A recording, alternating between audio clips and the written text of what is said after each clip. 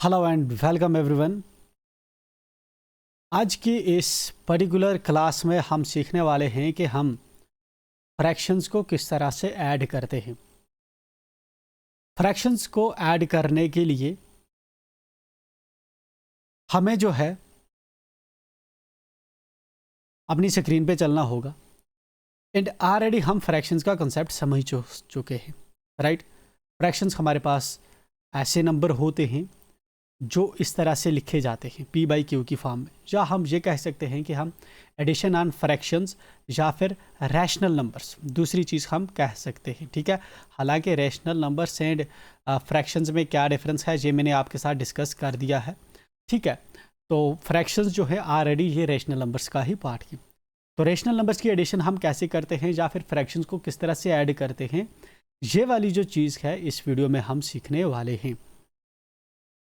For example हमारे पास अगर कोई क्वेश्चन है जिस तरह से 5 divided by 11 plus 7 divided by 11, तो किस तरह से हम इस क्वेश्चन को ऐड करेंगे, क्या हमारे पास तरीका होगा क्वेश्चन को ऐड करने का।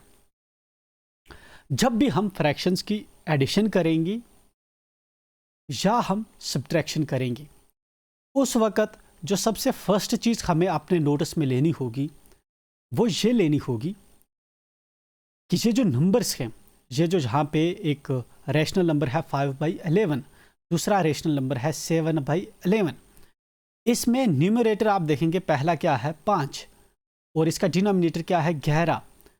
दूसरा जो हमारा नंबर है इसका न्यूमरेटर क्या है 7, इसका डिनोमिनेटर क्या है, इसका डिनोमिनेटर है 11, डिनोमिनेटर है 11, राइट। एडिशन करने से पहले हम देखते हैं कि क्या जिन नंबर को हम ऐड कर रहे हैं क्या उनका डिनोमिनेटर सेम है कि नहीं है। अगर डिनोमिनेटर सेम होगा तो हम उसकी एडिशन या सब्ट्रैक्शन कर सकते हैं। अगर डिनोमिनेटर सेम नहीं होगा तो हम उसकी एडिशन या सब्ट्रैक्शन नहीं कर पाएंगे। उस सूरत में हमें डिनोमिनेटर सेम करने होंगे। सो ये प्री कंडीशन है एडिशन करने की फ्रैक्शंस पे कि जहाँ पे डिनोमिनेटर सेम होने चाहिए तभी एडिशन हो पाएगी।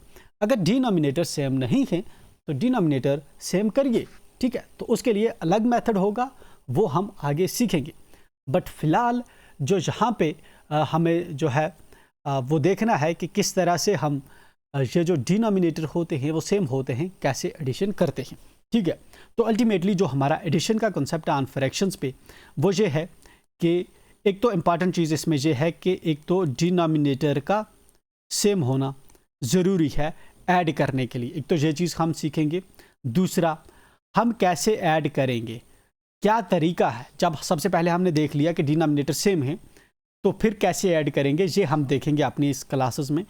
थर्ड चीज़, इन केस जब डिनोमिनेटर हमारा जो है सेम नहीं हुआ, डिनोमिनेटर सेम नहीं हुआ, तो देन हमें क्या होगा कि हमारे पास एक तरीका होता है जिसको हम कहते हैं cross multiplication method. Cross multiplication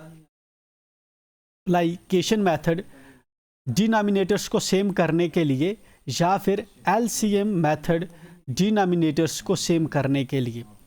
इन दो मेथड्स में से हम किसी मेथड से डिनोमिनेटर पहले सेम करते हैं, फिर उसके बाद हम एडिशन करते हैं, ठीक है।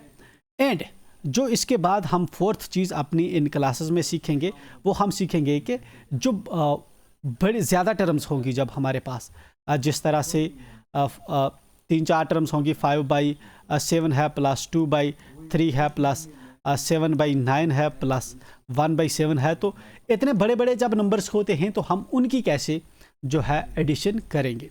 ये वाले कुछ इंपॉर्टेंट कॉन्सेप्ट्स हैं जो हम अपनी इस क्लास में सीखने वाले हैं। फ़िलहाल हम बात करते हैं कि 5/11 और 7/11 को कैसे ऐड करेंगे, ठीक है जी। 5/11 प्लस 7/11 मैंने लिखा, मुझे इनको ऐड करना है। तो इनको ऐड करने के लिए सबसे पहले मैं चेक करूँगा क्या जो मेरा डिनोमिनेटर है वो सेम है। तो मैंने देखा कि डिनोमिनेटर हाँ यहाँ पे भी 11 है, यहाँ पे भी 11 है, डिनोमिनेटर सेम है, देन ओके, ठीक है। अगले स्टेप पे हम जा सकते हैं।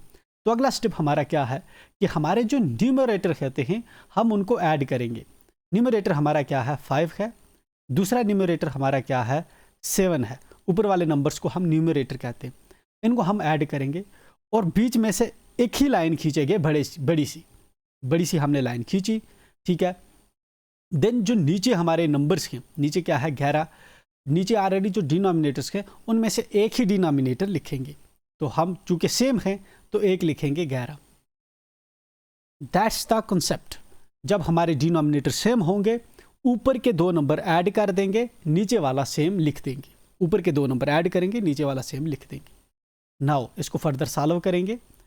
5 और 7 कितना हो गए 12 and divided by 11। 12 divided by 11 ये हमारा आंसर रहेगा इस क्वेश्चन का 5/11 प्लस 7/11।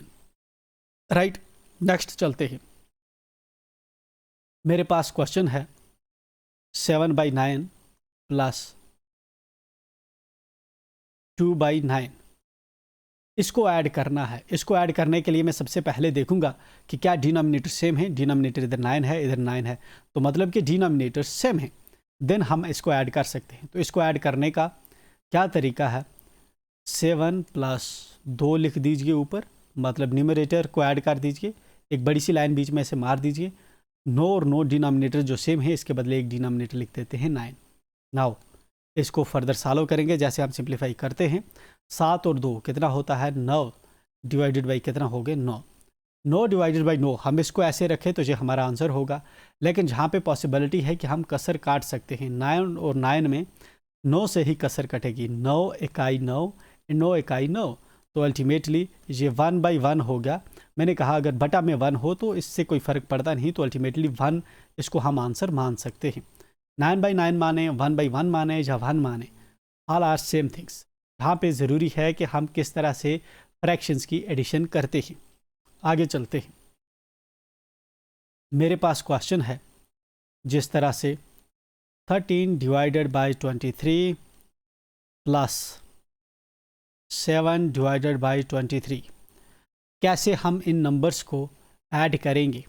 सबसे पहले देखेंगे क्या डिनोमिनेटर सेम है। डिनोमिनेटर जहाँ पे भी 23 है, जहाँ पे भी 23 है, ओके, डिनोमिनेटर सेम है। देन क्या करेंगे, सिंपली फिर ऐड कर देते हैं। न्यूमरेटर्स को ऐड कर दो, 13 प्लस 7 ऐड कर दिए मैंने, एंड डिनोमिनेटर सेम हैं तो एक डिनोमिनेटर हम लिख देंगे। 23 प्लस 23 नहीं लिखेंगे, ये याद रखना है, जहाँ से गलती हो सकती है, ठीक है। सिर्फ हम 23 ही लिखेंगे एक बार। नाउ इसको हम ऐड कर देंगे। 13 और 7 कितने हो जाएंगे हमारे पास 20 हो जाएंगे, डिवाइडेड बाई 23। ये हमारा आंसर है। फर्दर हम इसमें देखेंगे कसर काटने की पॉसिबिलिटी है, नहीं है, तो 20/23 ही हमारा आंसर रहेगा। यहाँ पे आई थिंक कि हमें थोड़ी बहुत अंडरस्टैंडिंग हो गई है कि किस तरह से हम कर सकते हैं जब डिनोमिनेटर सेम होंगे तो एडिशन कैसे होगी। तो इसके लिए हम थोड़ा क्लास वर्क दे देते हैं।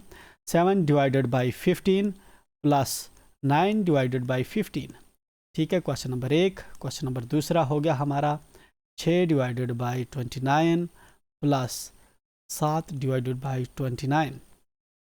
देन हमारे पास तीसरा क्वेश्चन हो गया 13 divided by 2 plus 19 divided by 2, ठीक है।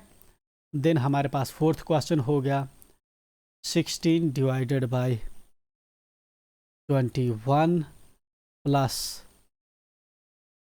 हमारे पास हो गए 29 डिवाइडेड बाई 21। जैसा हमने पिछले क्वेश्चंस किए, इन सभी क्वेश्चंस में भी डिनोमिनेटर सेम है, तो हमारा तरीका इनको सॉल्व करने का बिल्कुल कैसा रहेगा, वैसा ही रहेगा जैसे हमने किया। बट तब क्या होगा जब हमारे पास 7 डिवाइडेड बाई 5 हो प्लस 2 डिवाइडेड बाई 3। इस सिचुएशन में जहाँ पे डिनोमिनेटर ही सेम नहीं है तो इनमें एडिशंस कैसे होगी, ये वाला हम सीखेंगे नेक्स्ट क्लास में। तो मिलेंगे हम नेक्स्ट क्लास में।